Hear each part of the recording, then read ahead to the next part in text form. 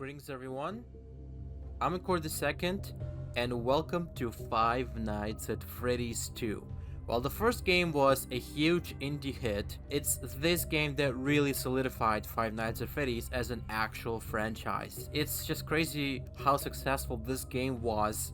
It might have been the peak of FNaF, I think, probably, when this game came out, because it was the perfect sequel. I know there's a lot of different opinions on the game, but at the time it was just perfect. It did everything that a sequel needed to do. It had more animatronics, more cameras, more lore, more dead children, more everything basically, more jump scares, more custom night, more of the same. The ideal formula for this kind of sequel. I'm not gonna talk too much in this intro, obviously I want to talk while we actually play the game, and make sure to check out the first game retrospective I did on FNaF 1. So yeah, I didn't really do this like one on time. It's already spring, and FNaF 2 anniversary was way in like December. Didn't even realize it was that early, or maybe it was even November, I'm not sure. It's gonna hurt a lot because, as you can see, I almost beat the whole game. I beat everything, but as you can guess, this, yeah. It's gonna really hurt, but I will have to reset the data, and I wonder if it's gonna trigger the cutscene again if I do that. So let me see. No, it doesn't. I wonder if you restart the game, is that gonna do it? There we go. Oh, this is so cool. Okay, this is supposed to be there when you start the game for the first time. So I'm glad we're able to experience it. It's one of the coolest parts of this game, honestly. It's such a cool vibe, and it's such a great introduction to the sequel, just bringing you back to the original, but in a super creepy and creative way. And the sound design, I'm talking over it obviously, but it's so good.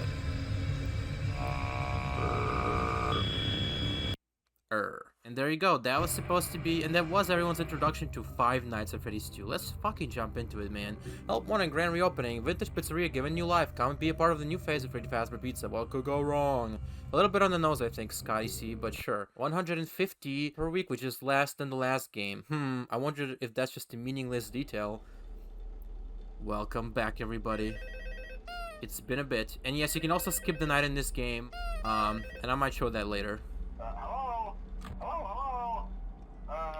Hello and welcome to your new summer job at the new and improved Freddy Fazbear's Pizza. I'm here to talk you through some of the things you can expect to see during your first week here and to help you get started down this new and exciting career path.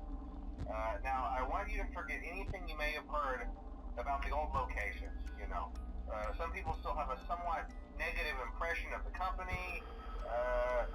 That old restaurant was kind of left to rot for quite a while, but I want to reassure you, Fazbear Entertainment is committed to family fun and above all, safety. They've spent a small fortune on these new animatronics. Facial recognition, advanced mobility, they even let them walk around during the day. Isn't that neat? But most importantly, they're all tied into some kind of criminal database so they can detect a predator a mile away. Heck, we should be paying them to guard you. Now that being said, no new system is without its kinks. You're only the second guard to work at that location. The first guy finished his week but complained about conditions. We switched him over to the day shift. So, hey, lucky you, right? Mainly he expressed concern that certain characters seemed to move around at night and even attempted to get into his office. Now, from what we know, that should be impossible. That restaurant should be the safest place on Earth. So while our engineers don't really have an explanation for this, the working theory is that the robots were never given a proper night mode. So when it gets quiet, they think they're in the wrong room. So then they go try to find where the people are, and in this case, that's your office. So our temporary solution is this. There's a music box over by the prize counter, and it's rigged to be wound up remotely.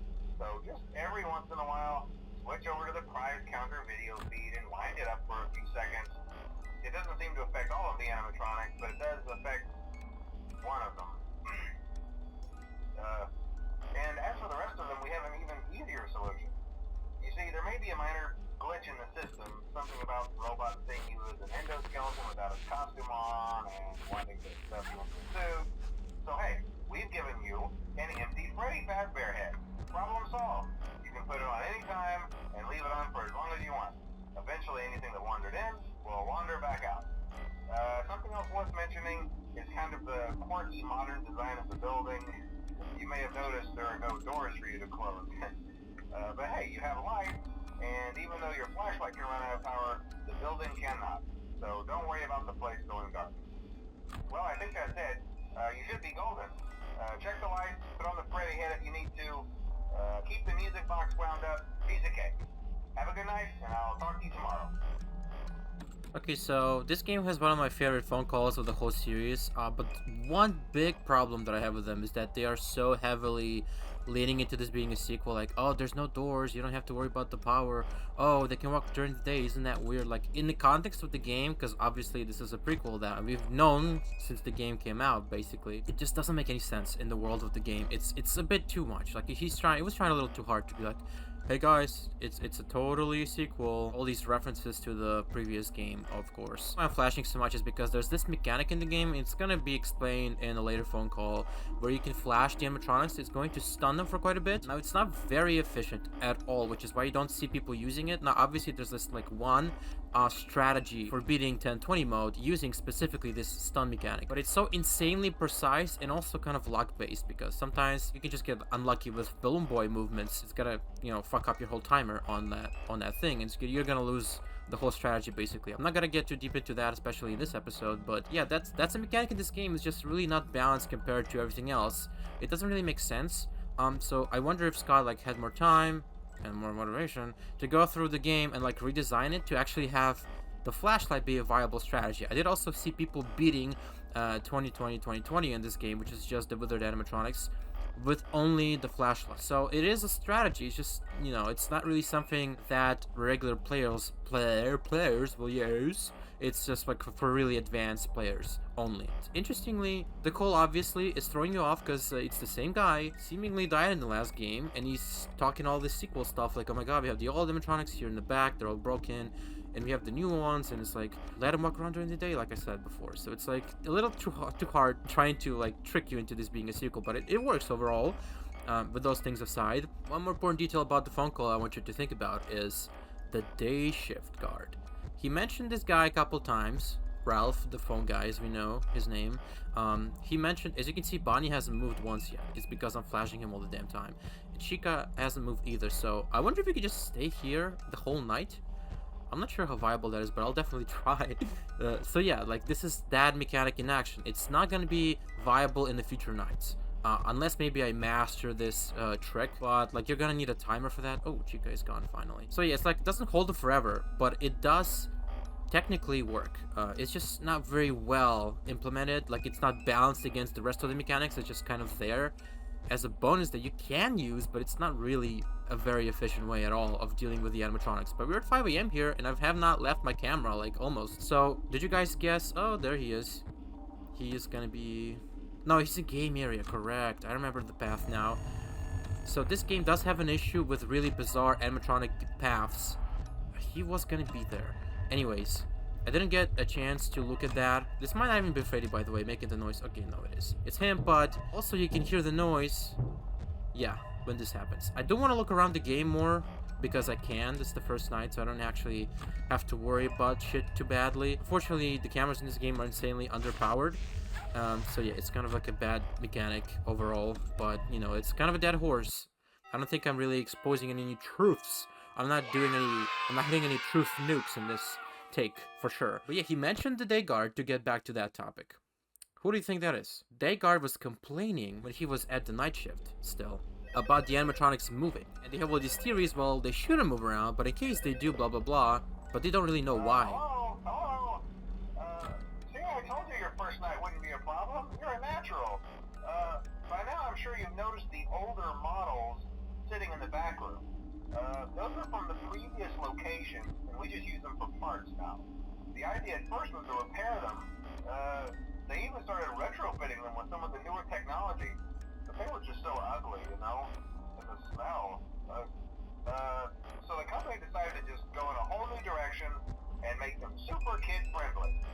Those older ones shouldn't be able to walk around, but if they do, the whole Freddy head trick should work on them too, so whatever. I love those old characters. Did you ever see Foxy the Pirate? Oh wait, Foxy. Oh yeah, Foxy. Hey listen, that one was always a bit twitchy. sketchy. I'm not sure if the Freddy head trick will work on Foxy. If for some reason he activates during the night and you see him standing at the far end of the hall, just flash your light at him from time to time. Those older models would always get disoriented with bright light. It would cause a system restart or something. Come to think of it, you might want to try that on any room where something undesirable might be. It might hold him in place for a few seconds. That glitch might carry over to the newer models too. One more thing, don't forget the music box. I'll be honest, I never liked that puppet thing. It's always thinking, and it can go anywhere. I don't think the Freddy mask will fool it, so just don't forget the music box. Anyway, I'm sure it won't be a problem. Have a good night, and I'll talk to you tomorrow.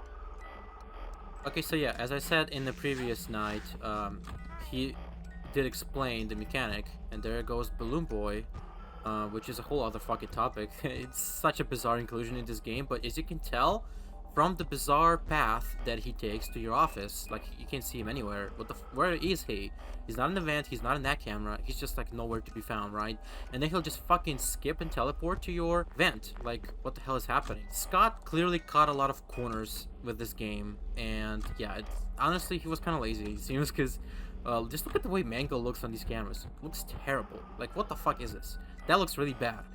So yeah, definitely a lot of lazy stuff like that, because I get that's a lot of characters and you don't want to do the whole thing with the previous game, although I think there's still some of it in this game with sprite priority, right? When one character would override the other on the cameras and you wouldn't be able to see them.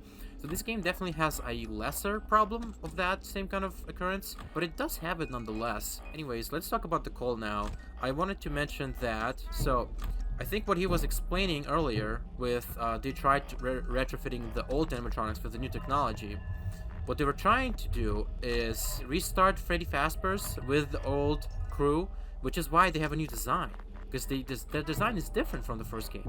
It's not the same, and it's, I know, hot take, but one of the best designs in the whole series. Like, Wizards look amazing, and I think pretty much everyone agrees it's one of the best designs in the whole game. One of the best animatronic families, if you can call it that. Whatever, man. Look, I'm trying to concentrate on the game as well, so don't fucking give me a hard time here. Don't criticize me too hard. But yeah, this game throws a lot at you at the same time. It's really scary when you don't know anything that's going on. You don't know, like, how close is too close with the mask. He did cut a lot of corners, goddamn. Like, you can really tell. He's reusing the same sprites for the light buttons from the first game here on the vents here. Even though it probably would make more sense to do it with the flashlight. Like, if you're shining the flashlight, like, you're clicking the same button, right? But just facing the vent. It should probably use that instead of having these buttons that you have to click separately. They're kind of well done though, because you don't have to click them every time. You can just hold them down, and it's the same thing with the music box. So kind of when you play this game, you're holding your mouse button all the time. It can get kind of crampy with your hand, especially if you're doing, you know, running 1020 mode or something. But overall, it's kind of cool. I like that. That's the way it works. So yeah, as you can tell, I kind of gave up on trying to do the flashlight. I'm already kind of low on it. The trick is to flash specifically. You don't want to hold the flashlight ever. There's no need for that. And I don't think the vent lights will deplete your flashlight, but I do know that Balloon Boy, if he disables the flashlight, he also disables the vent lights. So they are kind of weird. Like, these mechanics are closely related but not the same. You can't flash at the hallway and press these lights at the same time. It'll have to, you know, pick one of the two. Yeah, it's kind of a weird little mechanic. It's super strange the way Scott does these things sometimes. One more thing I don't like at all about the way this works is that you have to press control. Like, okay, it's a fine key for the keyboard, but my problem with it is that it's a point and click game. I would rather have the right click do that instead, and in these games, the right click is never used for anything. We'll get to it when we get to it in FNaF 3, but Click Team's kind of bad at detecting double click. Closing vents in FNaF 3 very often, unless you're like used to the exact way you have to double click, is going to be frustrating. Like, it doesn't register most of the time. You have to do it very specifically. Otherwise, it's not going to work. Just use the right click for that. I don't understand why Scott was so against using the right click for anything in these games. One more thing about the calls. Yes, so like I mentioned earlier, sorry, my thoughts are kind of scrambled. I'm trying to cover a lot of ground here while also surviving. The thing with... Oh, boy, Bonnie. The thing with retrofitting them with a newer technology, what I think he meant is that they're connected to the light system in the building, which is explaining the blackout. And that's a whole mechanic in this game. Blackouts are seemingly kind of just like a visual element to hide the animatronics leaving your office, right? Like they just don't disappear, vanish. It'll do this fade out thing. That's the blackout, like what you just saw with Toy Bonnie. That was a blackout. And the Wizards do that when they're in the office as well. It's a whole mechanic, and there's a bunch of interesting ways in which it works. I'm not gonna elaborate on it here. So I think that's what he was trying to say. Like Scott was trying to explain that that's why the light flickers in universe. Like that's the explanation for it, is because all the animatronics are connected to the light system in the building, and that's why they can do that. As for the motivation, whatever. It's just kind of like, he wanted to hide the fact that they just kind of vanish from your office. It's still a cool game. It's a very controversial game these days, I feel like. It's a lot of people's favorite FNaF game, just because it's so insane. It's gonna get really insane later on. It's B. Oh, come on. Okay, I don't want to play that long. If you didn't watch the previous series, press F2. You'll just restart the application. It works on all ClickTeam games. So there you go. Those are the first 2 nights of Five Nights at Freddy's 2. I was trying my best to cover, but I was a bit paying too much attention. But yeah, like this game cut a lot of corners here and there. The gameplay is very flawed. But goddamn, something about this game. Like we haven't gotten there yet, but when it gets going, it's just kind of super entertaining to play. I don't know what it is. It's kind of like Minecraft. It's super flawed, but it's so fucking fun. And yeah, it's hard to hate this game in my opinion. I mean, there's a lot of people who do, for lots of good reasons. Valid, let's just say. That's probably the better word. But anyway, man, like it's an iconic game. It's such a big, important piece of this franchise. The movie's coming out pretty soon this year, is it? So yeah, that's gonna be interesting to see. The animatronics look really great. Yeah, this game was crazy. When this game came out, it was in YTP just because it was such a big trend on YouTube. It was like inescapable. Like this game at that time had the first episode that Markiplier did on it had way more views than FNAF 1 episodes. Obviously that one now has more views because it's over the years has become like the first episode, right? So people rewatch it more. But at like for the first 2 or 3 years, maybe I would even say, this first episode on this game was the one with the most views. It was crazy. This game was gigantic, fucking enormous when it came out. And yes, it was supposed to come out in 2015, but Scott rushed the development as usual. And that's kind of what helped the games stay afloat for so long. Like he kept the momentum going because he was so quick at making these games. But as you can tell from what I explained, I'm gonna say it again, he cut a lot of corners. I'm gonna talk more about the phone calls because there's a lot of more interesting information that I don't think I mentioned that much. For example, he doesn't mention Balloon Boy ever, probably because Balloon Boy was a very late addition to the game. I don't know why, but yeah, Scott was just like, fuck it, little kid, animatronic that takes your batteries or something. Anyways, I'm not gonna dwell on too much. Hope you guys enjoy this episode so far. I'm going to do my best to beat every custom night. Yes, including Golden Freddy mode. I don't promise. It's gonna be really bad. I just tried today. I got to like 2 a.m. maybe. And yeah, it's gonna be really bad, but I'm gonna try. I already beat everything else, so I will promise you will see that on the channel. Anyways, don't forget to smash subscribe, ring my bell, and as always, stay